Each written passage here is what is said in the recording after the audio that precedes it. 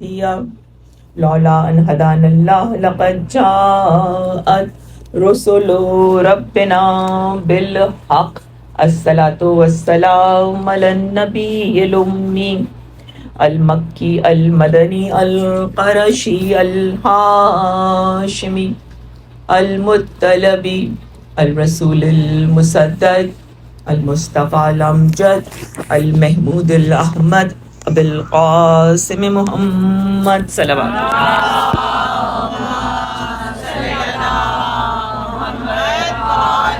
وسلم الصلاة والسلام على سید المطہر والامام المظفر والشجاع الغضنفر ابی شبیر و شبر غالب على كل غالب مطلوب كل طالب نقطة دائرة المطالب امام مشارق والمغارب اسد اللہ الغالب امیر المومنین علی ابن ابی طالب صلوات اللہ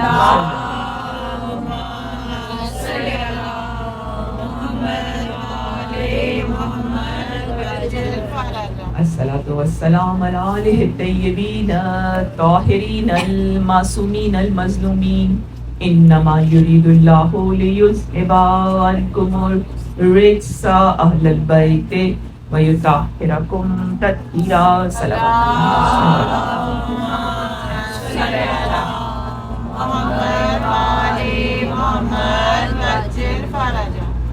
تمام تعریفیں اللہ بزرگ و برتر یکتا تنہا ایک اکیلا تمام تر کائنات کا خلق کرنے والا، نہ کوئی اس کا شریک ہے، نہ کوئی اس کا مشیر ہے، نہ کوئی اسے رائے دینے والا، نہ کوئی اس کے لیے بلو پرنٹ تیار کرنے والا۔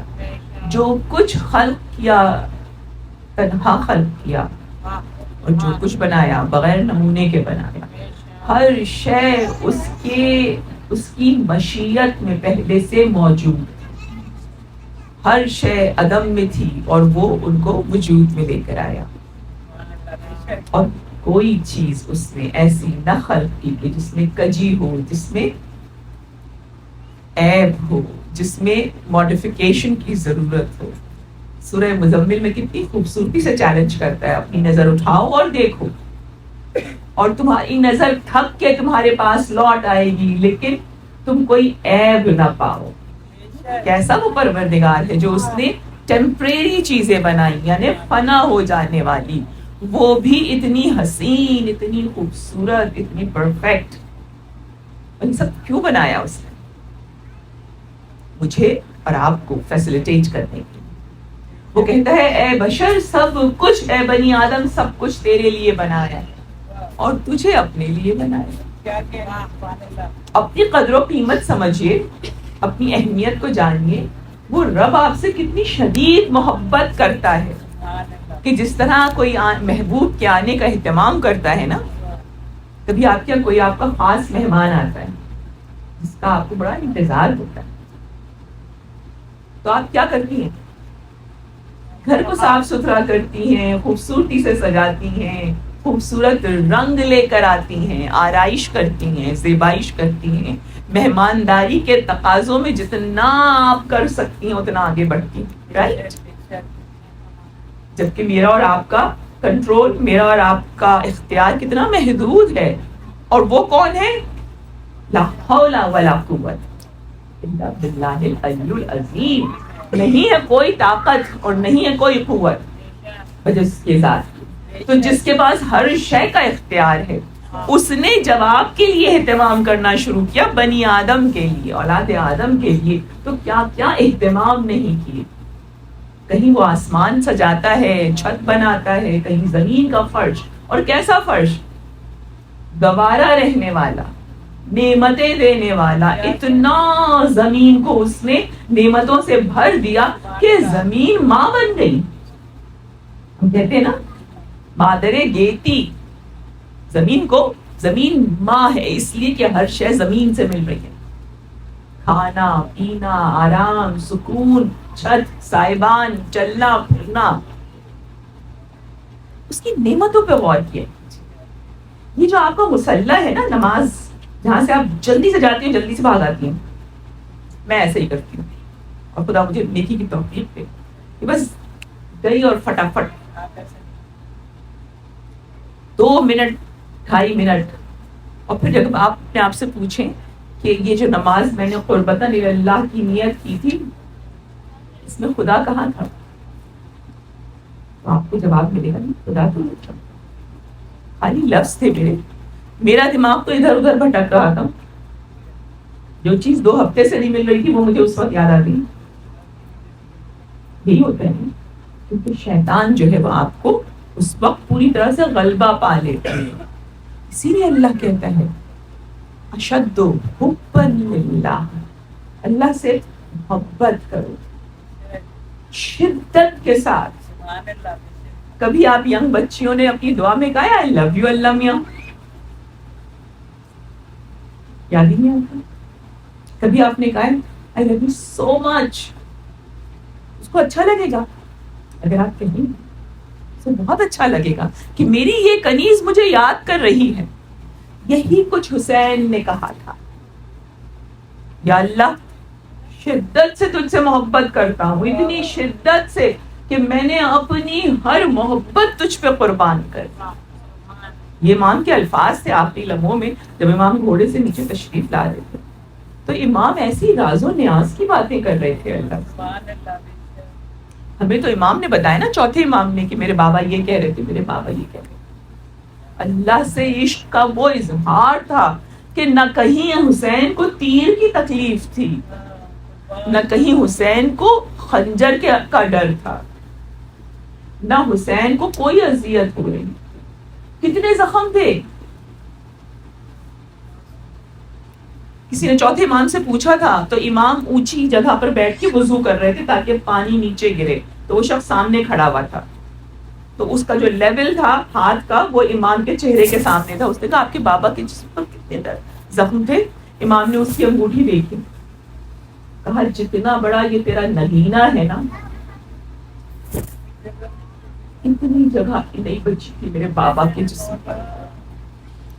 اتنے زخم تھے حسین, لیکن اس طرح سے وہ عشق الہی میں ڈوبے ہوئے تھے کہ آخری لمحے تک صرف اللہ کو یاد کر رہے ہیں.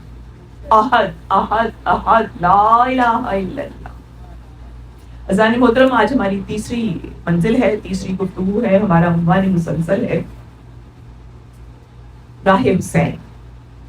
راہ حسین, حسین نے یہ سفر عشق کس طریقے سے کیا.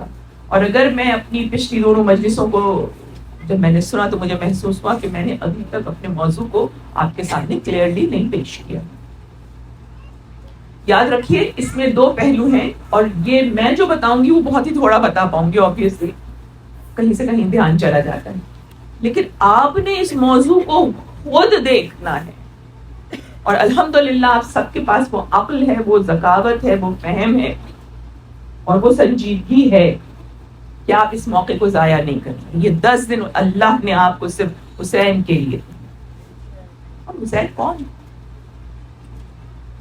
حسین وہ کہ جس کے لیے زبان وحی کہہ رہی ہے, زبان رسالت کہہ رہی ہے میرے ماں باپ میری جان فدا رسول اللہ پر. آپ فرماتے ہیں کسی نے پوچھا ہم اللہ سے کیسے محبت کریں کہ اللہ ہماری طرف متوجہ ہو, اور آپ نے اس آیت کی تلاوت فرمائی اور اس کے بعد کہا میرے اقربا سے تم محبت کرو, خدا تم سے خود بخود محبت کرے گا جب آپ اہل بیت سے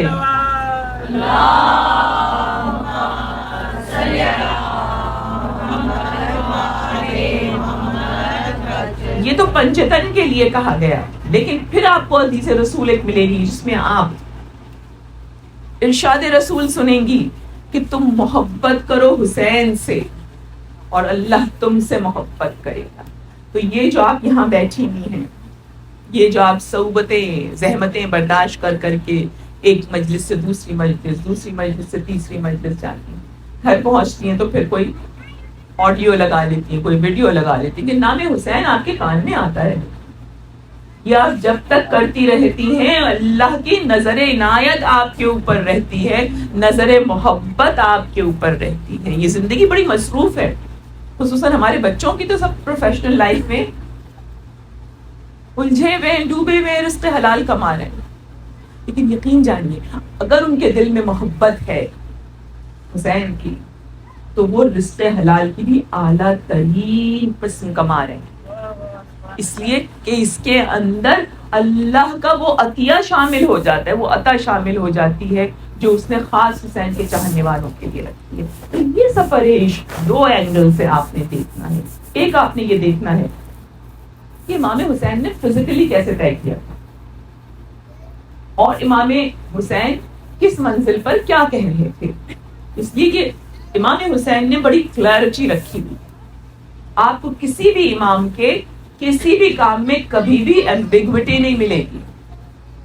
جیسے اگر آپ میری گفتگو سنیں تو آپ کو 1 گھنٹے کی گفتگو سن کر شاید 1 منٹ سمجھ میں آئے کہ یہ کیا کہنا چاہتے ہیں, لیکن ہمارے معصومین مختصر بات کرتے ہیں, جس سے بات کرتے ہیں اس کے لیول کے مطابق کرتے ہیں, اور جامع بات کرتے ہیں. جو میسج دینا ہے وہ اتنے سے جملے میں پورا آ جاتا ہے. اب یہ سوچنے والی کی فکر ہے کہ وہ کس طرح سے اسے ریٹریو کرتا ہے. تو حسین آپ کو سب کچھ بتا دیں, آپ نے صرف یہ دیکھنا ہے کس منزل پہ حسین کس سے کیا کہہ رہے تھے. وہ اس سے نہیں کہہ رہے تھے, وہ مجھ سے کہہ رہے تھے. یہ بات تو پہلے دن ڈیسائیڈ ہوگی تھی نا کہ امام نے جب بات کی ہے تو امام نے جو فیگوریٹو اسپیچ, جو استعارے, جو مثالیں دی ہیں, اس میں ہر جگہ امام, کسی جگہ امام نے یہ نہیں کہا میں کہہ دیا, محدود ہو گئی بات. حسین اس زمانے میں تھے, بس ٹھیک ہے حسین نے کر لیا. لیکن امام نے ہمیشہ ہر جگہ کتنا بڑا شرف دیا ہے, جو مجھ جیسا ہے. کہاں حسین کا مقام, کہاں یہ گنہگار خطا کار غرق عیسیاں, لیکن حسین کتنا بڑا درجہ دے رہے ہیں, کہہ رہے مجھ جیسا. جب حق پہ کھڑے ہوگے تو تم مجھ جیسے بننے لگو گے, جب انصاف کی بات کرو گے تو تم مجھ جیسے بننے لگو گے, جب طاغوت کے خلاف کھڑے ہوگے تم مجھ جیسے بننے لگو گے. یعنی امام نے اتنا اوپن ہورائزن آپ کو دے دیا کہ صرف باطل کو پہچانو, باطل کا انکار کرو, حق پہ ثابت قدم رہو, سچ بولو, میرے حبیب کی سنت پہ کھڑے رہو, میرا کلام رہنما بنا لو, بس تم حسین جیسے بن رہے ہو. امام کہتے ہیں مجھ جیسا یزید جیسا, بس 2 ہی کیریکٹرز ہیں پورے سفر عشق میں. جو آپ اتنی لمبی آیت الکرسی پڑھتی ہیں نا, وہ یہاں پہ مجھ جیسا یزید جیسا پڑھتی ہے نا. طاغوت نور کھینچ کے خدا مومنوں کو نور کی طرف لا رہا ہے, شیطان کھینچ کے ظلمات کی طرف لے جا رہا ہے, اندھیرے کی طرف لے جا رہا ہے. یہ ساری تعبیریں آپ کو فقط آسان زبان میں مجھ جیسا, حسین جیسا, یزید جیسا, بس اب دیکھتے جائیے. لبیک یا حسین, لبیک یا حسین, لبیک یا حسین. نعرہ حیدری یا علی, حیدری یا علی, نعرہ سلوات. اللہم صلی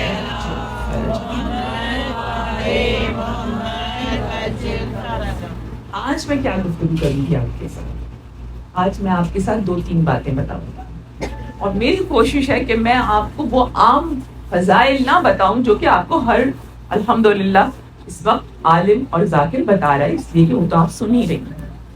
میں تھوڑا سا کنونشنل نہیں ہوں, یہاں پر روایتی طریقے سے مجلس نہیں پڑھ رہی ہوں, اس لیے کہ میں چاہتی ہوں کہ آپ اپنا رول پلے کرنا سیکھیں اور آپ کے دل میں ایسی تڑپ پیدا ہو جائے, آپ کے دل میں ایسی کسک آ جائے کہ آپ خود جا کے لٹریچر کو پڑھیں اور دیکھیں کہ کس طریقے سے آپ امام حسین کے مقصد کو سمجھ سکتی ہیں. تو میں آپ کے ساتھ آج جو 3 باتیں کروں گی, سب سے پہلے تو میں آپ کو اس سوال کا جواب دوں گی جو پہلے دن ہم نے کیا تھا, اور وہ جواب سوال کیا تھا کہ امام حسین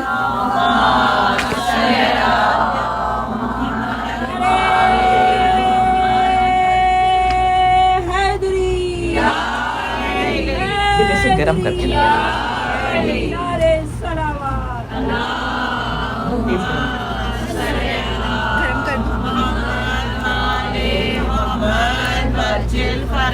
ایک سوال ہم نے پرسوں رکھا تھا جب ہم موضوع کو ایکسپلور کر رہے تھے کہ امام حسین نے یہ جو اقدام اٹھایا تھا یزید کے سامنے، امام نے انکار بیعت کیا تھا، تو یہ امام کی امامت کا 11واں سال تھا، ٹھیک ہے؟ تو امام 10 سال کیا کر رہے تھے، ہے نا؟ اور یہ رسول اللہ صلی اللہ علیہ وآلہ وسلم کی شہادت کو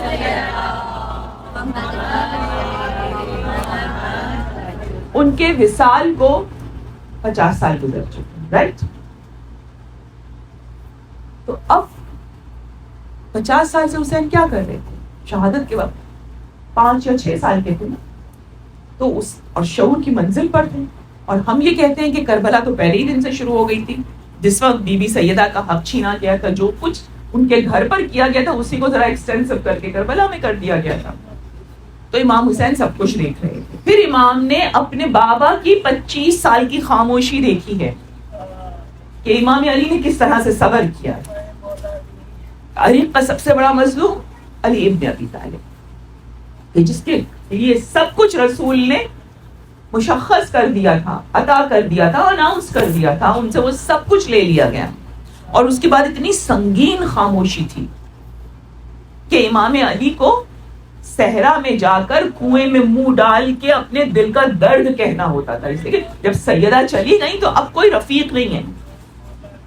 امام نے یہی کہا تھا نا، یا رسول اللہ میرا دوست چلا گیا. اب امام کے لیول کا کوئی ہے، بچے دیکھ رہے تھے نا، سب کچھ دیکھ رہے. اس کے بعد پھر 25 سال بعد خلافت مل گئی، 4.5 سال تقریباً امام علی نے حکومت کی. آپ کے ذہن میں بے تحاشا کوسچنز آتے ہیں کہ امام نے یہ کیوں نہ کیا، امام نے یہ کیوں نہ کیا، امام نے فدق کیوں نہیں واپس کر لیا، امام نے ساری چیزیں ہمارے ذہن میں سوالات آتے ہیں نا. تو اب جب آپ ان چیزوں کو دیکھتی ہیں کہ یہ 4 سال 4.5 سال، تو آپ کو فقط ایک جواب ملتا ہے. وہ جواب کیا ہے کہ امت ظالم اجر رسالت دینے کے ایسے ایسے انوکھے طریقے ڈھونڈتی تھی کہ جو ولی اللہ تھا اس کو، جو وسیع رسول تھا اس کو، جو خلیفۃ المسلمین تھا اس کو ایسا الجھا کے رکھا 4.5 سال جنگوں میں، میوچنی میں، اس طرح الجھا کے رکھا کہ وہ ان چیزوں کی طرف دیکھ ہی نہیں سکا. ٹھیک ہے، 6 مہینے امام حسن رہے. اب یہ سب امام حسین کے پوائنٹ آف ویو سے دیکھیے گا، ٹھیک ہے نا، کہ وہ یہ سب کچھ دیکھ رہے ہیں. اس کے بعد انہوں نے اپنے بڑے بھائی کی اطاعت کی، کیونکہ حسن حسین کے بھی امام ہیں، تو جو حسن نے صلح کی امام نے اس کی پابندی کی. لیکن پھر یہ 11 سال سوچ رہی ہیں نا آپ، یاد رکھیے وقت کرتا ہے پرورش پرسوں، حادثہ ایک دم نہیں ہوتا. کربلا حادثہ نہیں تھی کہ ایکسیڈنٹ ہو گیا، اچانک سب چیزیں رائز ہوئی اور اس کے بعد امام نے، جیسے ہم ریئیکٹ کرتے ہیں نا، ریئیکشنری طور پر امام نے اس کو اس طریقے سے انکاؤنٹر کر لیا. ایسا ہرگز نہیں تھا. واقعی کربلا، اچھا جو میں آپ کو ہوم ورک دے رہی ہوں نا، اس میں آپ اب ایک چیز کو اور اضافہ کر دیں کہ آپ نے کم از کم 25 حدیثیں ایسی لکھنی ہیں، ڈھونڈ کے تلاش کر کے ایک دوسرے کے ساتھ شیئر کرنی ہے، چیٹنگ کرنی ہے، کہ جس میں آپ یہ بتائیں گی کہ واقعی کربلا کو اللہ تعالیٰ نے کس طرح سے اپنے ہر نبی کو بتایا ہے. آدم سے لے کر خاتم تک تمام انبیاء اور جتنے بھی اوصیاء، جتنے بھی اولیاء ہیں، ان سب کو کربلا بتایا گیا ایڈوانس میں. ایسا نہیں کہ کربلا کی مجلس ہو گئی، حادثہ ہو گیا اور ہم نے کہا چلو تبرکاً ہم بھی شامل ہو جائیں. کربلا از پیوٹل. جو کورس آف ہیومن لائف ہے نا، بنی آدم کی جو زندگی ہے، اس میں ایک ایسی کیل ہے کہ پورا زمانہ اس کے اوپر ہے. Karbala is connected to each and everything. اس کربلا کو کیسے بتایا گیا؟ اچھا اب میں تو ظاہر اتنا نہیں بتا سکتی ہوں آپ کو، محدود وقت ہے، لیکن آپ جب وہ حدیثیں اکٹھے کریں گی، وہ روایات اکٹھے کریں گی، تو آپ کو دو چیزیں کانسٹنٹ نظر آئیں گی. یہ کانسٹنٹ ہے، ویریبل نہیں ہے. ویریبل یہ ہے کہ یہ آدم کے ساتھ ہوا اور یہ سلیمان کے ساتھ ہوا. اس طرح ابراہیم کو دکھایا گیا اور اس طرح موسیٰ کو ٹھوکر لگی. یہ ویریبلز ہیں، رائٹ؟ جو کانسٹنٹ دو چیزیں ان کو یاد رکھیے گا. اور کل سے آپ نے تسبیح شروع کر دی ہے نا، تو اس چیز کو ذہن میں رکھیے گا. دو تسبیحیں کون سی آپ نے روز پڑھنی بلا ناغہ. آپ مجلس سے بیٹھی تسبیح پڑھتے ہیں. دو جو کانسٹنٹ ہیں وہ کیا ہیں؟ پہلی چیز کانسٹنٹ یہ ہے کہ جو کچھ کربلا میں حسین کر رہے ہیں وہ لا الہ الا اللہ کے لیے اور کسی چیز کے لیے. خدا کی یکتائی، خدا کی پہچان، خدا کی معرفت، اس کی آخری شریعت کی پاسداری. تو آپ نے ایک تو تسبیح پڑھنی ہے لا الہ الا اللہ، مستقل پڑھیں، کم از کم ایک، زیادہ سے زیادہ 10 پڑھ لیجیے، بہت اچھی بات ہے. اور دوسری چیز کیا تھی وہاں پر؟ اس کو بہت دھیان سے سنیے گا. دوسری کانسٹنٹ یزید پہ لعنت. آدم نے جب پورا واقعہ ہو گیا اور سب پوچھ لیا جبرائیل سے، اور جبرائیل نے پورا ڈسکرائب کیا ان کے سامنے کہ کربلا کس طرح پیش آئے گی. اے آدم، آپ کا بیٹا حسین اتنا پیاسا ہوگا کہ اس کی آنکھوں کے سامنے دھواں ہوگا پیاس کی شدت سے، یعنی وہ کلیئر دیکھ نہیں پا رہا ہوگا. اتنی پیاس کی انتہا بتائی اور پھر کہا آدم آپ یزید پہ لعنت کیجئے تاکہ آپ کی مشکل آسان ہو. آدم کی مشکل کوئی آسان نہیں تھی.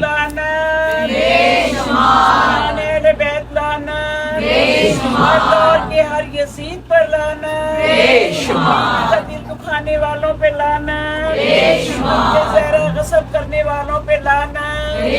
نعرہ حیدری، نعرہ صلوات.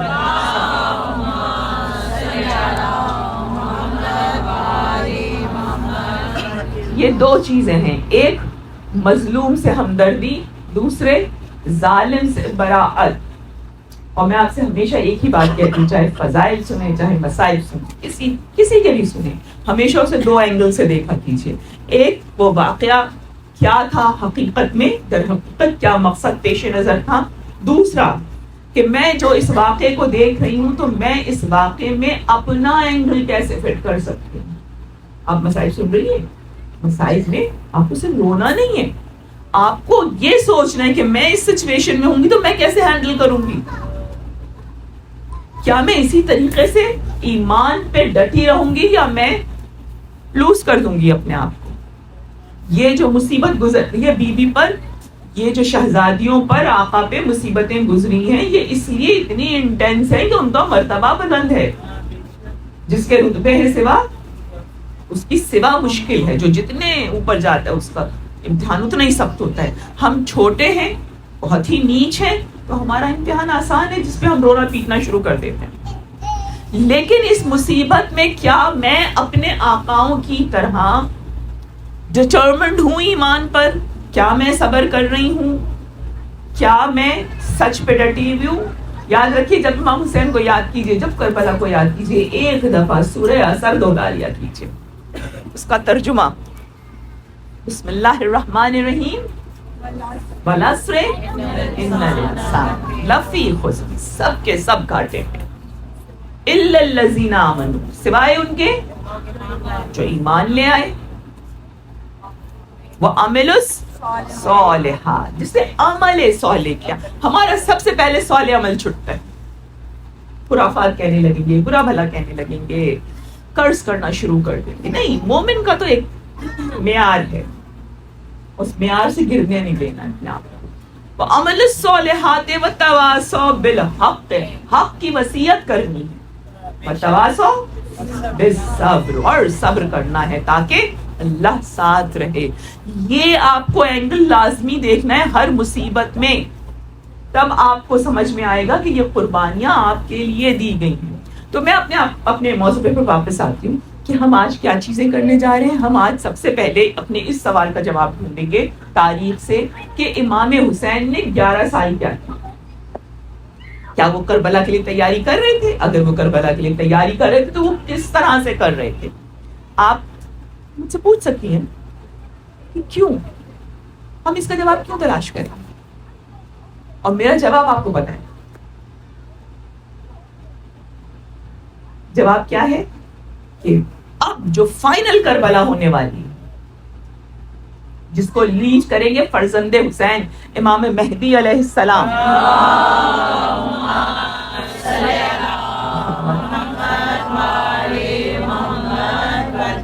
ہمیں اس کے لیے تیار ہونا ہے. تو جب یہ کربلا سمجھ پائیں گے تبھی تو اس کے لیے تیار ہو سکتے ہیں. ہم کیا کر رہے ہیں؟ ہم اپنے آپ کو ڈسکنیکٹڈ رکھے ہوئے. اس کی مجلس سن لی، اس کی مجلس سن لی، وہ میری مجلس میں آئی تھیں، شکل دکھا دی وہاں جا کر. آپ کو ان چیزوں سے اوپر ہونا ہوگا. آپ جو کچھ سن رہی ہیں اس کو پروسیس کرنا ہوگا دماغ میں. بنی آدم کی 2 ہی خوبیاں ہیں. اللہ نے بنی آدم کو 2 ایسی چیزیں دی ہیں جو کسی کو نہیں دی، صرف انسان اور جن کو دی. پہلی چیز کسی بھی آئیڈیا کو ایبزارب کرنا اور اسے پروسیس کرنا، اس کی امپلیکیشنز دیکھنا. اس کو آپ کہتی ہیں حکمت. کہ آپ حکمت سے اس چیز کو، جو بھی کانسیپٹ آپ لے رہی ہیں، اسے پروسیس کریں. اور دوسری کیا خصوصیت ہے جو کسی کو نہیں دی اللہ نے؟ وہ ہے ریپروڈیوس.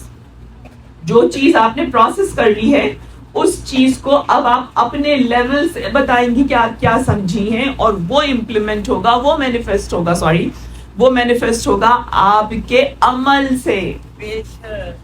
تو آپ نے یہ میسج لینا ہے، اس کو پروسیس کرنا ہے، اور اس کے بعد آپ کو اس کو اپنے عمل سے ثابت کرنا ہے کہ فرزند حسین تنہا نہیں رہے گا. ہم فرزند حسین تک اپنی اپنی کیپیسٹی میں جائیں گے. یہ جو ہم سوچتے ہیں نا کہ ہم امام زمانہ کی تیاری کیسے کریں، اور پھر ہمیں لگتا ہے ہم تو کر ہی نہیں سکتے، ہم تو اتنے گناہ گار ہیں، ہم تو ماڈرن لائف میں اتنے دھنس چکے ہیں کہ ہم اب اس لائف میں تو جا ہی نہیں سکتے. آتا ہے نا یہ خیال ذہن میں؟ آپ سب لوگ اپنی اپنی لائف واک آف لائف میں ماشاءاللہ سے کسی بڑے مقام پر ہیں، اور آپ ہر جگہ ایسے نہیں جا سکتی ہیں، رائٹ؟ ہمیں تو بس یہی آتا ہے اچھا حجاب دینا پڑے گا، اچھا بہت نمازیں پڑھنی پڑیں گی، یہی سوچ کے ہم چپ ہو کے بیٹھ جاتے ہیں. آپ کو مقصد حسین سمجھنا ہے اور مقصد حسین کو اپنی لائف میں امپلیمنٹ کرنا ہے. آپ کے سامنے حسین نے ایک ایسی بساط پھیلا دی، اتنی بڑی، میدان جنگ میں کہیں حر کو دکھا دیا، کہیں حبیب ابن مظاہر کو دکھا دیا، کبھی حجاج بن مسروق کو دکھا دیا، کہیں اس ابو سمامہ ساعدی جنہوں نے آ کے کہا تھا مولا نماز عصر ہو گئی ہے، ظہر ہو گئی ہے، نماز پڑھ لے. کیسے کیسے کیریکٹرز ہیں نا. آپ اگر خاندان نبوت کو اوپر رکھ بھی دیں کہ ہم تو ایسے نہیں ہو سکتے، تو امام نے آپ کو آپ کی اپنی زندگی میں سے اتنے لوگ دکھا دیے، جس کو چاہیں، جیسے چاہیں، جب چاہیں اس کی تاثیر شروع کر دیں، حسینی بن جائیں گی. حسینی بن گئی تو مہدی بھی بن جائیں گی. یہ جو واقعہ ہے کربلا ہے، جس کو اتنی شدت سے دہرایا جا رہا ہے، آپ سوچیں 2.25 مہینے آپ کو کوئی کام ہی نہیں ہے سوائے مجلس. کیوں؟ بعض ہمارے بچے تھک جاتے ہیں کہ یہ ہر وقت مجلس مجلس مجلس، کتنی مجلسیں کریں. بعض لوگ کہتے ہیں کہ دین میں غم بہت ہے، اسی طرح کے اعتراضات آتے ہیں نا. یہ سب کیوں ہے؟ یہ آپ کو اور مجھے جھنجھوڑنے کے لیے ہے کہ ہم یہ سمجھیں، اس کی فلسفی سمجھیں، اس کے پیچھے اپنی نیت کو دیکھیں، اس نیت کو خدا سے کنیکٹ کریں، اور اس کے بعد دیکھیں کہ جب وہ سمجھ میں آ گیا آپ کے، اور آپ حق پہ جٹ گئیں، ڈٹ گئیں، کھڑی ہو گئیں، وتواصوا بالحق، اور پھر آپ نے صبر کرا، آپ اس سے پیچھے نہیں ہٹی، اور پھر آپ دیکھیے گا کس طریقے سے آپ فائنل وکٹری تک پہنچیں گی، فوز عظیم تک پہنچیں گی. آپ کا ویژن کیا ہے؟ آپ کا ویژن ہے فوز عظیم، رائٹ؟ اور آپ کا مشن کیا ہے؟ آپ کا مشن یہ ہے کہ یا لسا رات الحسین، رائٹ؟ بھول نہیں، پرسوں تو سب ڈیسائیڈ کیا تھا نا फटाफट जवाब आने चाहिए, वरना ये मजलिस 2 घंटे की भी हो सकती है। या आपकी रिप्रोड्यूस करने पर है, कितनी तेजी से आप रिप्रोड्यूस करती हैं उतनी शॉर्ट मेरी मजलिस होगी। तो आज हमने 3 चीजें देखी हैं। पहली चीज हमने ये देखनी है कि इमाम हुसैन अलैहिस्सलाम ने 11 साल कैसे गुजारे। क्या इमाम हुसैन अलैहिस्सलाम करबला के लिए प्रिपेयर हो रहे थे, या करबला अचानक हो गया तो उसके बाद जल्दी से इमाम ने कहा अच्छा फला फला मर गया है तो अब मैं ये सोचता हूँ। कब खबर आई थी? बैत का सवाल किस तारीख को हुआ था? रात को हुआ था ना? कौन सी तारीख थी? 26 रजब, राइट? इमाम ने कब मदीना छोड़ा? कितना वक्त था बीच में? बमुश्किल 2 दिन, वो भी पूरे नहीं, आप पूरे 48 आवर्स भी नहीं कह सकते, राइट? इमाम निकले, बड़े एहतमाम से निकले, बड़े तुज़ुक और इhtisham से निकले, मुकम्मल तैयारी से निकले। ये कि हमेशा हमेशा की का सफर था ना, हक की तरफ जाने की मंजिल की तरफ जा रहे थे ना हुसैन। कभी आपने सोचा 1.5 दिन में ये हुसैन ने कैसे तैयारी कर दिया? सिर्फ 60 ऊंट खेमों से लदे हुए थे। मैं एक छोटी सी मिसाल दे रही हूँ। 60 ऊंट, सॉरी खेमे नहीं, हाँ खेमों से लदे हुए थे। चादरों के अलग ऊंट थे, सामान अलग था। मुझे ये बताइए, ये 60 ऊंट जिन पे खेमे लगे हैं, ये कहां से आए थे? अचानक आ गए थे? इसके पीछे किसी का दिमाग काम कर रहा, इसके पीछे कोई मुंतजिम था, इसके पीछे कोई ऐसा था जो दिनों रात करबला की तैयारी कर रहा था, इसके पीछे कोई था जो हुसैन को असिस्ट कर रहा था। बस हुसैन ने कहा अब्बास अब मदीना छोड़ने का वक्त आ गया। उसके बाद आपको तो ये किताबें बता रही ना कि इमाम बार बार कभी जद की रोजे पे जा रहे थे, कभी माँ की कब्र पे जा रहे थे, राइट? इमाम तो कुछ नहीं कर रहे थे, ये इमाम के साथ ही थे। ये इमाम के बात पे, इमाम के इस्तिगासे पे लब्बैक करने वाले थे। ये अब्बास बाहर थे, ज़ैनब अंदर थी, जिन्होंने करबला को करबला बनने में हुसैन को असिस्ट किया। क्या मैं और आप तैयारी कर रहे हैं इमाम ज़माना की? आपको करबला को देखना है कि करबला एक मैनिफेस्टेशन है, शरीयत को बचाने की आखिरी कोशिश है, शरीयत को रीराइट करने की, सुन्नत मोहम्मदिया को दोबारा लिखने की, ता क़यामत इस तरह लिखो कि वो फिर कोई वक्त की गर्द आए ही नहीं। करबला ये है, और करबला मेरे और आपके लिए हुई थी ताकि हम अहमियत समझ सकें किताब खुदा की और शरीयत मोहम्मदी। तो इमाम हुसैन क्या करते थे, मैं उनकी एक चीज आपको बताऊंगी, वो चीज जो आप कर सकती हैं, ठीक है? जाहिर हम पूरी हिस्ट्री तो नहीं देख सकते, लेकिन एक काम इमाम ने ऐसा किया था जो देखने में बहुत मुश्किल लगता है लेकिन बहुत आसान है, और आप उसको कर भी रही हैं। मजे की बात ये है, लेकिन अब आप उसको ये समझ के करेंगी कि ये तो इमाम का बताया हुआ मेथड है और मुझे ये बहुत ही कॉन्शियसली करना है ताकि मैं भी ये मैसेज आगे बढ़ा सकूं। वो इमाम की एक बात बताऊंगी और फिर मैं आपको इमाम के दोस्तों का कुछ जिक्र करूंगी, इमाम के दोस्त कैसे थे। तो इमाम ने क्या किया, मैं प्रैक्टिकल रेफरेंस दूंगी आपको ताकि आप उसको जाके दोबारा देख सकें। एक तो ये किताब, जिसको भी करबला से शौक है, करबला समझने की, उसके पास ये किताब जरूर होनी चाहिए। ये किताब, इसका नाम है हदीस करबला, और ये लिखी है तालिब जौहरी साहब। तालिब जौहरी साहब का इल्म, उनका जो भी उनका स्टेटस था वो सबको पता है, कुरान पे उनको कितना उम्मीद था। मैं तो बस एक आजिज़ाना जुमला कहती हूँ कि उनकी 40, 50, 60 साल की जो मेहनत है, मजलिसें हैं जो कि बेहतरीन मजलिसें हैं, वो एक तरफ रख दीजिए और उसके मुकाबले में ये हदीस करबला रख दीजिए, ये ज्यादा हैवी है। इसकी खूबी क्या है? इसकी खूबी ये है कि जितने भी मकातिल आपके और मेरे पास हैं, इस वक्त 25-30 मकातिल हैं, सब के सब अरबी से उर्दू में ट्रांसलेटेड है। ये जो मक्तल उन्होंने लिखा है خدا ان کی کو غریق رحمت کرے، انہوں نے اردو آڈینس کو ذہن میں رکھ کے لکھا ہے.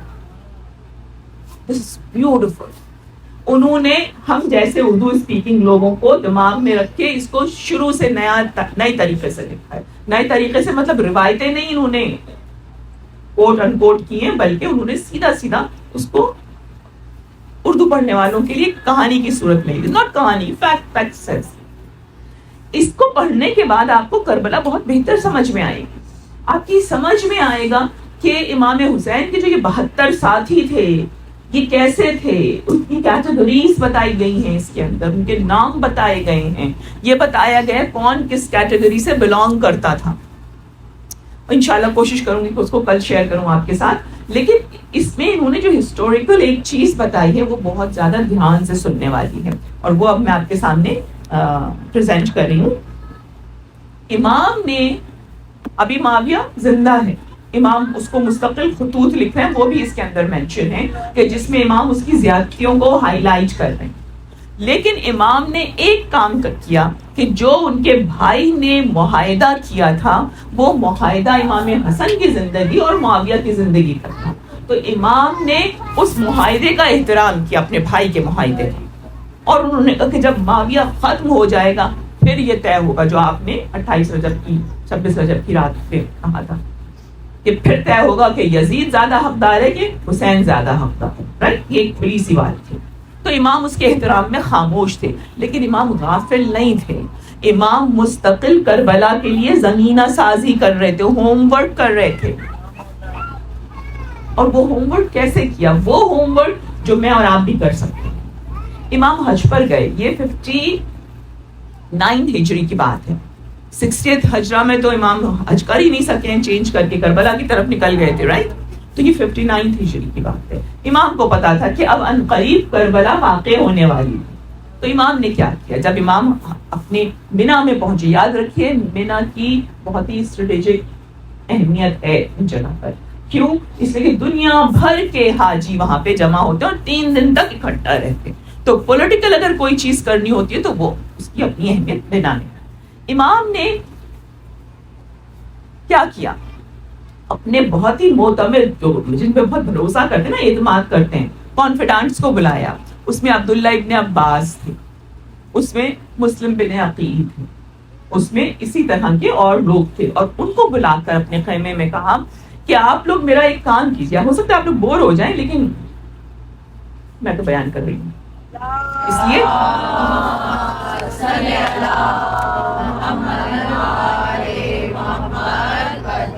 This is very eye-opening. امام نے ان کو بلایا اور کہا آپ سب لوگ مینا میں پھیل جائیے. مختلف قافلے ہیں نا حجاج کے، ان سب میں پھیل جائیے. جہاں آپ قابل اعتماد لوگ دیکھیں، قابل اعتماد لوگ وہ جو کہ اہل بیت سے وفادار ہیں، ان کو بہت رازداری سے کہیے گا. یہ لفظ بڑا امپورٹنٹ ہے رازداری کا. ان کو بہت رازداری سے کہیے گا کہ میں نے انہیں بلایا ہے کل فلاں فلاں وقت. اور ان سے کہیے گا اس بات کی اطلاع کسی ایسے نااہل شخص کو نہ ہو. اب آپ سوچیے اتنے ماس اسکیل پر رازداری کا پیغام پہنچانا، یہ لیکن امام کی اسٹریٹجی تھی. سب گئے اور سب نے جا کے اطلاع دی. تو اگلے دن کتنے لوگ آ گئے؟ 700 لوگ. 700 لوگ بڑا فگر ہے نا. 700 لوگ امام کی خدمت میں آ گئے. یہ وہ سارے لوگ تھے جو کہ امام کا میسج سن سکتے تھے. امام نے ان سے کیا کہا؟ امام نے ان سے کہا کہ میں آپ سے کچھ باتیں کرنا چاہتا ہوں، ہارٹ ٹو ہارٹ. رائٹ، آپ ان باتوں کو سنیے گا. اگر میں سچ کہہ رہا ہوں تو کہیے گا ہاں، اور اگر میں جھوٹ کہہ رہا ہوں تو کہیے گا کہ آپ غلط کہہ. کتنا بڑا یہ چیلنج ہے نا کہ اگر میں غلط کہوں تو مجھے روک دیجیے گا. اور پھر یہ باتیں امانتاً اپنے سینے میں رکھیے گا، اور جب اپنے اپنے شہروں کو لوٹ جائیے گا تو وہاں پر جس کو آپ اس لائق پائیں کہ وہ یہ میسج سن سکتا ہے، سنبھال سکتا ہے، اس کو یہ پیغام دے دیجیے گا. اور جس کو نااہل سمجھیں اس سے ذکر نہ کیجیے گا. اس کے بعد امام نے کیا کیا؟ یہ چیز جو ہے نا یہ بڑی امپورٹنٹ ہے، اور یہیں سے آپ کو اپنے لیے کچھ ملتا ہے. امام نے ان سب کو بٹھایا اور اس کے بعد ان سے ایک ایک کر کے جو چیزیں پوچھنا شروع کی وہ میں آپ کو بتاتی ہوں. امام نے ان سے کہا اچھا اس میں جو یہ 700 افراد تھے نا جو آئے تھے، اس میں سے 200 تو صحابی تھے، یعنی یہ رسول اللہ کو دیکھ چکے تھے 50 سال پہلے، یہ لوگ ذی شعور تھے. اور باقی تابعین کہتے ہیں جنہوں نے صحابیوں کو دیکھا اور ان کو فالو. اب امام نے ان سے کیا کہنا شروع کیا، انہوں نے پورا خطبہ دیا ہوا ہے. اب سنیے تھوڑا سا کہ امام ان سے کیا پوچھ رہے ہیں، کیا افرم کروا رہے ہیں، کیا ویلیڈیٹ کروا رہے ہیں. امام ان سے کہتے ہیں اس سرکش شخص نے ہمارے اور ہمارے شیعوں کے ساتھ جو کچھ کیا وہ آپ نے دیکھا. obviously کون مراد ہے؟ ابو یزید، رائٹ؟ اور آپ لوگوں نے اسے دیکھا بھی اور جانا بھی. اب میں چاہتا ہوں آپ لوگوں سے کچھ بولوں، اگر میں سچ کہوں تو آپ تائید کیجئے گا اور اگر میں جھوٹ بولوں تو میری تکذیب کریے گا. آپ لوگ میری بات سنیں اور میرے قول کو پوشیدہ رکھیں. جب پلٹ کے جائیں اپنے شہروں اور قبیلوں میں تو جسے امانت دار اور بھروسہ والا پائیں اسے ان باتوں کی دعوت دیں جسے آپ جانتے ہیں، اس لیے کہ میں ڈرتا ہوں. یہ جملہ سنیے گا، یہ سب سے خاص جملہ ہے. میں ڈرتا ہوں کہ حق پرانا ہو کر مٹ جائے.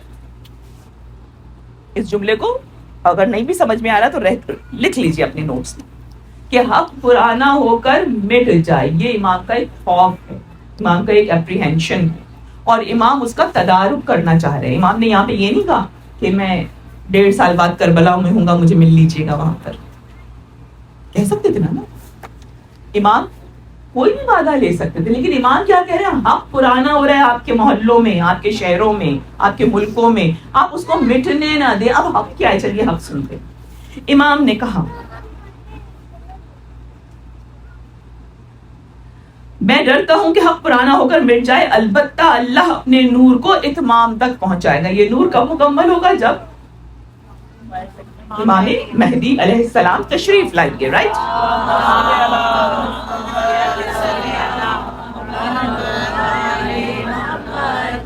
میں پورا خطبہ نہیں پڑھوں گی، لیکن یہاں پہ یہ جملہ امام کہتے ہیں کہ اگرچہ یہ بات کافروں کے لیے باعث کراہت ہو. اس کے بعد راوی کہتا ہے امام نے ہر وہ آیت بیان کی جو اہل بیت کی شان میں نازل ہوئی تھی، اس کی تلاوت اور تفسیر کی، اور ہر وہ حدیث جو رسول اللہ نے ان کے والد، بھائی، والدہ اور ان کے خاندان کی شان میں کہی تھی اسے لوگوں کے سامنے پیش کیا.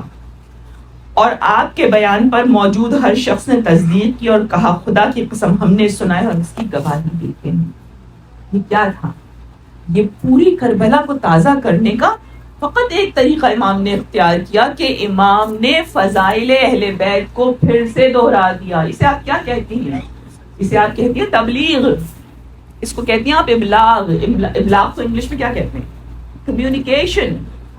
آج کمیونیکیشن کی ایج ہے نا، دور کمیونیکیشن کا ہے نا، ہر طرح سے کمیونیکیٹ ہو رہا ہے. اگر آپ امام مہدی کی آمد کی تیاری کر رہی ہیں تو آپ کو یہ ابلاغ اپنے اپنے لیول پہ کرنا پڑے گا.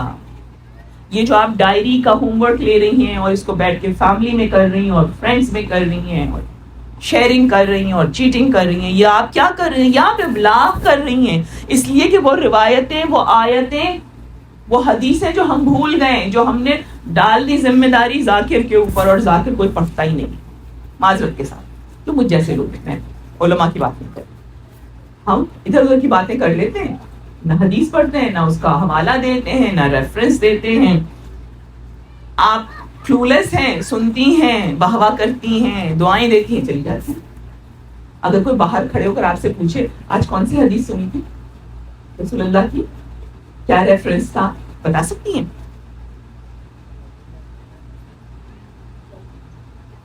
ہم نے اپنی مجالس کا معیار کیا کر دیا؟ کیا یہ یاد حسین ہے؟ کیا ہم انیبل کر رہے ہیں اس ماس کو کہ وہ 5 حدیثیں ہی بیان کر دے، جبکہ خدا کے رسول کہتے ہیں کہ اگر کسی نے 2 حدیثیں یعنی 2 ہماری سیئنگز یاد کر لی اور اس پر عمل کر لیا اور اس کو سکھا دیا، وہ جنت میں ہوگا. 2 حدیثیں بتا دیجئے مجھے.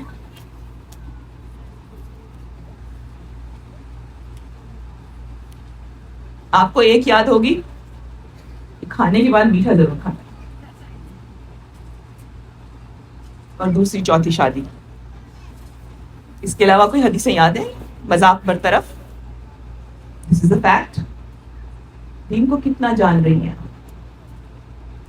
تبلیغ، ابلاغ، کمیونیکیشن، خود انوالومنٹ، دوسروں پہ مت چھوڑیے. دوسرا خود جنت میں چلا جائے گا، آپ کو چھوڑ دے گا. آپ نے خود ایفرٹس کرنی ہے. آپ کے سامنے حسین کا دسترخوان بچھا ہوا ہے، آپ کے سامنے حسین کے ذریعے نعمتیں آ رہی ہیں. اپنے آپ کو گروم کیجیے. اب یہاں پہ حسین کیا دہرا رہے ہیں، سنیے. چند سوالات یہ تھے کہ امام نے کہا، میں آپ لوگوں کو خدا کی قسم دیتا ہوں، کیا آپ لوگ جانتے ہیں کہ علی وہ ہیں کہ رسول اللہ نے جب سب کے درمیان مدینہ میں برادرہڈ کروائی تھی، مواخات، اخوت کروائی تھی، تو علی کو اپنا بھائی کہا تھا، دنیا میں بھی اور عقبہ میں بھی.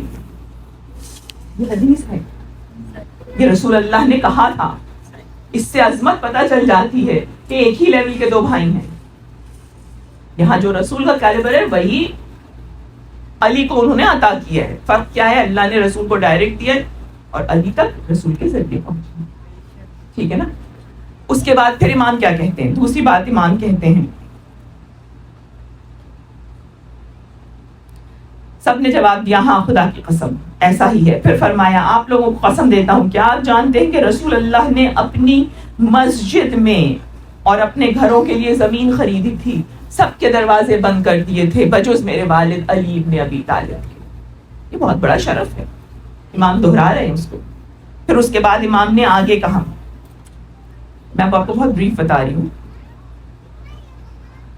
لوگ مسجد میں سوتے تھے، امام نے کہا، رسول نے کہا کہ کوئی مسجد میں نہ سوئے سوائے علی ابن ابی طالب کے. اس کے بعد پھر آپ نے کہا کہ فلاں نے خواہش ظاہر کی کہ میں صرف ایک آنکھ بھر دیوار میں سوراخ چھوڑ دوں جس سے میں مسجد کو دیکھ سکوں. جو خلیفہ دوم تھے انہوں نے رسول اللہ سے ریکویسٹ کی تھی کہ میں آپ میرا دروازہ بند کرنے اتنا سا ایک آنکھ کا سوراخ چھوڑ دیجیے جس سے میں دیکھ سکوں. رسول اللہ نے وہ کیا کہہ کے بند کروایا تھا. رسول اللہ نے کہا، نہ یہ میں حکم دے رہا ہوں، نہ میری خواہش ہے، یہ اللہ کا حکم ہے، میں نے پہنچا دی. آپ عظمت علی ابن ابی طالب دیکھ رہی ہیں کس مقام پر ہے.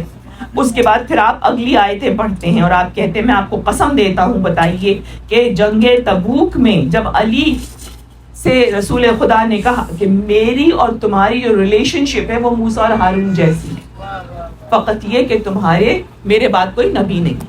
ہم یہ باتیں سنتے ہیں، ان کو رجسٹر ہی نہیں کرتے. امام نے کربلا کا فرش اس کے ذریعے بچھایا تھا. جب تک عظمت پنجتن پاک نہیں سمجھ میں آئی، جب تک یہ سمجھ میں نہیں آئے گا کہ یہ پنجتن ہیں کیا، یہ اللہ اور مخلوق کے درمیان وسیلہ ہیں، یہ صرف میری منتیں ماننے کے لیے نہیں ہے کہ مجھے 6 کو یہ کرنا ہے اور 7 کو یہ کرنا ہے اور 8 کو یہ کرنا ہے. اگر آپ نہیں بھی مانگیں گی نا اور آپ کے دل میں ہے، آپ کو ملے گا. میں منت ماننے سے منع نہیں کر رہی ہوں، ہم سب انتظار کرتے ہیں ان سالوں کا، لیکن یہ یاد رکھیے کہ آپ کو اس سال تھوڑا سا ڈفرینٹ اپروچ کرنی ہے. اور وہ اپروچ آپ کی کیا ہونی چاہیے کہ آپ بجائے 8 کو یہ بیٹھ کے سوچنے کے کہ میں اس علم پہ کون کون سی حاجت مانگوں، اس جھولے پہ کیا کیا دھاگے باندھوں، آپ یہ سوچئے گا کہ یہ کس کا جھولا ہے. 6 مہینے کے بچے کا پیاس سے نڈھال تھا، لیکن اس کی معرفت امام وقت کتنی اسٹرانگ تھی. معرفت امام ایسی تھی علی اصغر کی 6 مہینے کے بچے کی کہ صدائے استغاثہ سن کے اپنے آپ کو جھولے سے زمین پہ گرا دیا تھا. کپڑے کے جھولے، ٹریولنگ، کپڑے کے جھولے سے کوئی گرتا نہیں ہے بچہ کبھی. پتہ ہے نا آپ کو کپڑے کا جھولا کیسا ہوتا ہے. وہ بچہ جو ایک رات پہلے اس قدر پشمردہ ہو گیا تھا، اتنا نڈھال ہو گیا تھا کہ جناب زینب کی روایت ہے، بی بی سکینہ بیان کرتی ہیں کہ میں شب عاشور جب اپنی پھوپھی کے خیمے میں گئی ہوں کہ شاید تھوڑا پانی مل جائے، میرے پاس کوزے تھے ہم سب بچوں کے پاس، تو ہم لوگوں نے دیکھا ایک ایسا منظر کہ ہم نے اپنے کوزے پیچھے چھپا لیے. کیا دیکھا بیوی سکینہ دیکھتی ہے کہ وہ جو چھوٹا سا بچہ ہے نا اس کو کندھوں سے پکڑا ہوا ہے جناب زینب، اور اس کے ہونٹ اپنی آنکھ پہ رکھے ہیں، کبھی اٹھتی ہے کبھی بیٹھتی، کبھی اٹھتی ہے کبھی بیٹھتی، اور بار بار یہ کہتے ہیں بار الہ ان خشک آنکھوں میں آنسو دے، میرا بچہ مر جائے گا. اتنا بچہ پیاسا تھا. شب عاشور، عصر عاشور، اس میں اتنی طاقت آ گئی حل من ناصر ینصرنا سن کر کہ اس نے اپنے آپ کو پٹاخ دیا باہر. ماں متوجہ نہیں تھی، سب عورتیں رو رہی تھی نا امام کا استغاثہ سن کر. تو اس نے اپنے آپ کو زمین پہ گرا دیا کہ میں گروں گا تو یہ مجھے دیکھ لیں گی، جب مجھے دیکھ لیں گی تو روئیں گی، جب یہ روئیں گی تو امام وقت آئیں گے اور میں ان کے ہاتھوں پہ چلا جاؤں گا ان کی حق کی گواہی دینے. مظلومیت اہل بیت تو آپ سمجھ ہی نہیں سکتی ہیں، نہ کوئی بیان کر سکتی، لیکن آپ نے دیکھا آپ کیا بیان کر سکتی ہیں. آپ یہ فرش بچھا سکتی ہیں، 4 دوستوں کو بلا سکتی ہیں، ایک فون کر سکتی ہیں، کال کر سکتی ہیں جس میں کچھ فرینڈز کو، کچھ کزنس کو، کچھ بہن بھائیوں کو لے سکتی ہیں نا. اب تو بڑی کالز ہوتی ہیں نا کانفرنس، اور ان سے کہہ سکتی ہیں کہ آج کے دن ہم 1 حدیث اور 1 آیت قرآنی ڈسکس کریں گے جو امام حسین یا پنجتن کے متعلق ہو. یہ آپ کی اصل عبادت ہوگی، یہ آپ کی اصل تیاری ہوگی امام زمانہ کی آمد کے لیے. دین پرانا ہو گیا، امام نے کہا تھا حق پرانا ہو کر مٹ جائے گا، مجھے یہ ڈر ہے. آپ کو حسین کا یہ ڈر دور کرنا ہے. آپ کو سارا سال ذکر اہل بیت اس طریقے سے کرنا ہے کہ آپ حق کو تازہ رکھ سکیں، آپ اہل بیت کی عظمت کو سن سکیں. میں اب اس خطبے کو آگے نہیں لے کے جا رہی ہوں، لیکن آپ پڑھیے اس کو، سنیے اس کو. ایک ہی ایک منٹ میں ریکویسٹ کر لوں گی جو صاحبہ یہاں کتابیں منگواتی ہیں ان سے کہوں گی کہ وہ منگوا لیں، اور IC میں رکھتی ہیں، میں ان سے کہوں گی یہاں بھی رکھ لیں، آپ لوگ لے لیجیے گا. حدیث کربلا کسی سے کہیے، وہ آپ کو پاکستان سے بھیج بھی سکتے ہیں. لیکن اپنی ذمہ داری اپنے کندھے پہ رکھیں، دین میں تحقیق کریں، دین میں تبلیغ کریں، قرآن مجید کی وہ آیتیں مارک کریں جو اہل بیت کی شان میں نازل ہوئی ہیں. امام علی کی شان میں کتنی آیات نازل ہوئی کیا ہمیں پتہ ہے؟ بی بی فاطمہ کے لیے کیا کچھ اللہ تعالیٰ فرما رہے کیا ہمیں پتہ ہے؟ تو کیا ایسے کلولیس لوگ پہنچ جائیں گے امام تک؟ معاف کیجیے گا، بہت معذرت کے ساتھ اپنے آپ کو شامل کر کے کہہ رہی ہوں آپ سے. آپ کو بہت اپنے آپ کو اوپر کرنا ہے. آپ کو امام حسین کی اسٹریٹجیز دیکھ کر ان کو اڈاپٹ کرنا ہے. مجھے یہیں پر ایک صاحبہ نے بتایا تھا، not here but in Houston, کہ ایک دفعہ ان کے سامنے میں نے کہا تھا کہ آپ لوگ اپنے گھر میں ایک بڑا سا گلدان رکھ لیجئے خالی میز پر، اور دن مقرر کر لیجئے کہ جمعے کو یا جمعرات کو یا whatever day suits you, اس میں ہر فرد ایک حدیث ڈالے گا. اس ہفتے امام علی کی حدیث ڈالیں گے، اس ہفتے امام حسین کی ڈالیں گے، اور سب کے جو اسٹیکی نوٹس ہیں نا، اسٹیکی پیڈز، وہ الگ ہوں. اگر میرا اورنج ہے تو آپ کا یلو ہو. گھر کے 5 افراد ہیں، 5 رنگ لے لیجیے، ہر ایک ضرور ڈالے گا، اور پھر اس کو سب بیٹھ کر ایک وقت میں کھولیں گے اور پڑھیں گے ایک دوسرے کو. وہ مجھے کہتے ہیں کہ ہمارے گھر میں اتنی چینجز آئی ہیں ڈراسٹک قسم کی، صرف ایک حدیث ایک ہفتے میں. آپ بھی کر سکتے ہیں نا. سارا سال کنیکٹڈ رہیے. آپ کے چھٹے امام شریعت دے کر گئے ہیں، آپ سے کہہ کر گئے ہیں کلو ارزن کربلا، کلو یومن عاشور. تو آپ کے لیے جب تک امام کا ظہور نہیں ہوتا، اور یہ سب کام ہنستے کھیلتے کرنے کے، میں یہ نہیں کہہ رہی کہ پورا سال روتی رہیے. عظمت اہل بیت کو تازہ رکھیے. بس اہل بیت ہی وہ سلسلہ ہے، وہ وسیلہ ہے جو خدا تک پہنچاتے ہیں. اور جو امام کے ساتھی تھے ان کو پتا تھا، حبیب ابن مظاہر کو معلوم تھا، حبیب کی بیوی کو پتا تھا. جس وقت امام کا لیٹر یاد سوچی، امام نے حبیب کو خط لکھا تھا نا. امام ہر جگہ اپنے دوستوں کو یاد رکھتے تھے، لیکن یہ یاد امام کی نہیں تھی، یہ زینب کی تھی.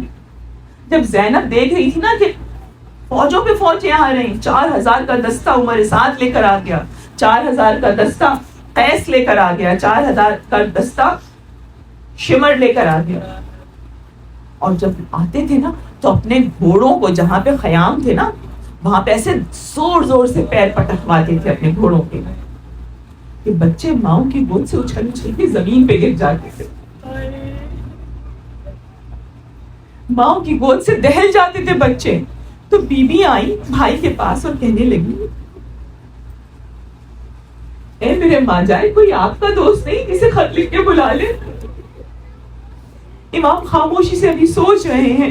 امام کو پتا ہے نا کوفے میں کتنی پابندیاں ہیں, کیسے نکل کے آئیں گے کوفے سے لوگ. امام بیوی کہتی ہیں اپنے دوست حبیب کو لکھیے نا.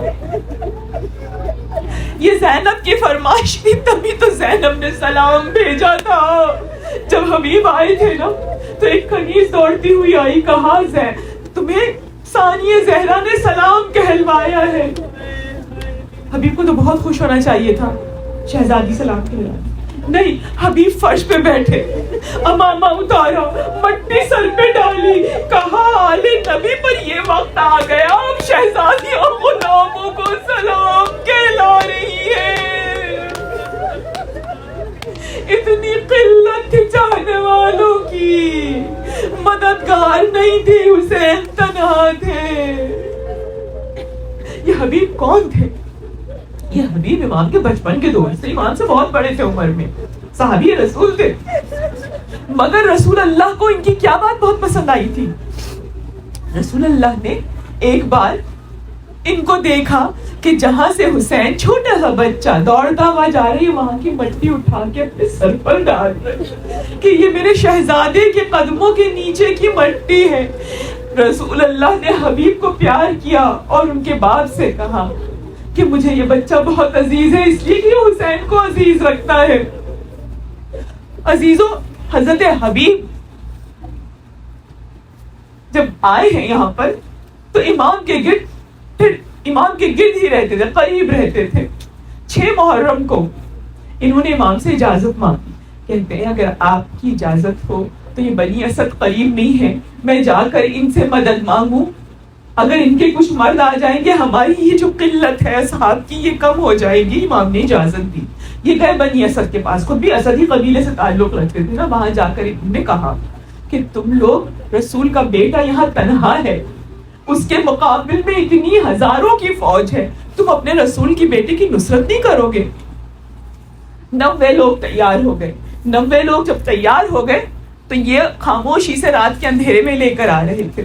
لیکن آپ کو پتا ہے ہر جگہ مخبری کرنے والے ہوتے ہیں. کسی نے جا کے عمر ابن سعد کو خبر کر دی اور اس نے ارزق شامی کو, جس کو قاسم ابن حسن نے بعد میں جہنم واصل کیا تھا, اس کو خبر کی. وہ 400 لوگ لے کر آ گیا. گھمسان کی جنگ ہوئی, آخر میں وہ اسدی چھوڑ کر چلے گئے. ہر طرف سے امام کو نرغے میں لیا ہوا تھا, ہر طرف سے امام کو تنہا کر رہے تھے. اس کے بعد حبیب کی شہادت کب ہوئی ہے, میں آپ کو وہ جملہ بتانا چاہتی ہوں کہ امام نے حبیب کے سرحانے کھڑے ہو کے کہا تھا وقت شہادت. یہ شہید کب ہوئے تھے؟ یہ اس وقت شہید ہوئے تھے جب عصر ظہر کا وقت آ گیا تھا. اور امام کے ایک صحابی تھے, انہوں نے آ کر امام سے کہا کہ وقت ظہر ہے, کیا ہی اچھا ہو کہ آپ کے پیچھے نماز پڑھ کے پھر جنت کی طرف جاؤں. امام نے کہا خدا تمہیں نماز گزاروں میں محشور کرے. یعنی امام ایک ایک کو بتا رہے تھے کہ کون کس گروہ میں اٹھے گا. کہا خدا تمہیں نماز گزاروں میں محشور کرے, بالکل جاؤ مہلت لے لو. اب لوگ آئے, امام حضرت عباس علیہ السلام, حضرت حبیب علیہ السلام, یہ لوگ آئے عمر سعد کے پاس کہ جنگ روک دو, رسول کا بیٹا تم سے صرف اتنی مہلت مانگ رہا ہے کہ 4 رکعت نماز پڑھ لے. اچھا عمر ابن سعد تیار ہو گیا تھا, لیکن اس کا جو ناخلف بیٹا اس کے ساتھ تھا, اس نے کہا بابا اگر آپ نے نماز کے لیے روک لی جنگ تو یہ سارے ہمارے ساتھی سمجھ جائیں گے کہ یہ مسلمان ہیں, یہ رسول کے نواسے ہیں, یہ نہ سمجھنے دیجیے گا ورنہ یہ آپ کا ساتھ چھوڑ دیں گے. اور نماز کے لیے وقت نہیں دیا گیا, بلکہ حسین بن نمیر کہتا ہے حسین تمہاری نماز کہاں قبول ہونے والی ہے, یعنی فرزند رسول کی نماز قبول نہیں ہوگی. کیسے ظالم, کیسے بے دین تھے جو اسلام کے نام پر رسول کے گھرانے کو تحقیق کر رہے تھے. حبیب کو جلال آیا، کہا مولا اب میں جنت میں نماز پڑھوں گا، آپ کے جنگ کے پیچھے مجھ سے یہ برداشت نہیں ہوتا کہ یہ آپ کے لیے جنگ نہ روکے۔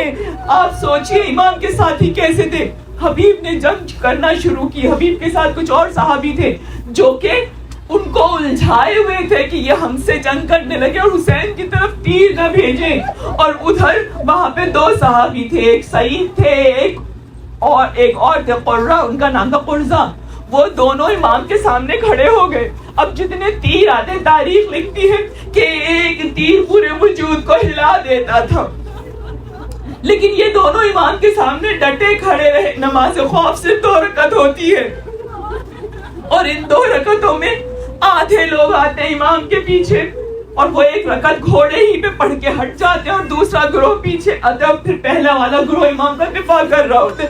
عزیزوں یہ 2 منٹ کی نماز تھی۔ تاریخ کہتی ہے سعید کے اور دوسرے صحابی کے جسم میں، سینے میں اتنے تیر ترازو تھے۔ میں نے ابھی یہ جملہ یہیں اسی فرش پہ بیٹھ کے پڑھا ہے جس میں وہ کہتے ہیں کہ ایک تیر انسان کو زمین پر لے آئے، لیکن یہ صحابی اپنے آپ کو پکڑ کے جما کے کھڑے رکھے رہے کہ رسول زادے کی نماز ہو جائے۔ جب آخری تیر ان کے سینے پہ لگا اور یہ تڑپ کے گرے، امام کی نماز تمام ہو چکی تھی۔ امام آگے بڑھے دیکھنے کے لیے، امام سے کہتے ہیں مولا کیا میں نے حق ادا کر دیا؟ ادھر حبیب ان کو الجھائے ہوئے ہیں، حبیب پہ حملے ہو رہے ہیں، یہاں تک کہ 75 برس کا صحابی زمین پر گر گیا۔ امام دوڑتے ہوئے پہنچے، گھوڑا دوڑاتے ہوئے پہنچے۔ جب سرانے پہنچے ہیں، امام کے اوپر یہ لوگ کیسے جان فدا کر رہے ہوتے تھے کہ جب حبیب کے پاس رسول خدا پہنچے ہیں، حبیب کا دم نکل چکا تھا، لیکن امام ہر شہید کے سرانے ایک جملہ ضرور کہتے تھے تعریف کا۔ امام سرانے کھڑے ہوئے اور امام نے کہا اے مرد فقیہ، تیرا جانا بہت شاق ہے، تو ہمارا کیسا دوست تھا۔ یہاں مرد فقیہ پہ غور کیجئے، جو آج تقلید کو برا کہتے ہیں، وہ یہ سن لے کہ امام کی زندگی میں امام کے دوست جو تھے وہ امام کے ریپرزنٹیٹیو بنتے تھے، مرد فقیہ بنتے تھے، لوگ ان سے دین سیکھتے تھے۔ امام نے اس وقت بتا دیا کہ اے میرے شیعو، اے میرے چاہنے والوں، کہیں دین سے دور نہ ہو جانا، بلکہ اپنے دین کو اس طرح اپنانا جیسے ہم سکھا رہے ہیں، جیسے ہم قربان ہو رہے ہیں، جیسے ہم اپنی جان دے رہے ہیں۔ پروردگار عالم امام کے دوستوں کا واسطہ دے کر تجھ سے سوال کرتے ہیں، ہم گناہگاروں کی خطاؤں کو معاف فرما دے۔ اے پروردگار عالم، تجھے اس مرد فقیہ کا واسطہ، ہمیں فقہ کو، ہمیں دین کو سمجھنے کی سعادت اور اس پہ عمل کرنے کی سعادت دے۔ پروردگار، جو جھوٹا پروپیگنڈا ہمارے مراجع کے خلاف ہو رہا ہے، ہمیں اتنی عقل اور شعور عطا فرما کہ ہم اس راستے پر ثابت قدم رہیں، یہاں تک کہ ہمارا دم ہمارے آقا کے قدموں میں نکلے اور ہم کامیاب ہو جائیں۔ لعنت اللہ علی قوم الظالمین۔ ماتم حسین۔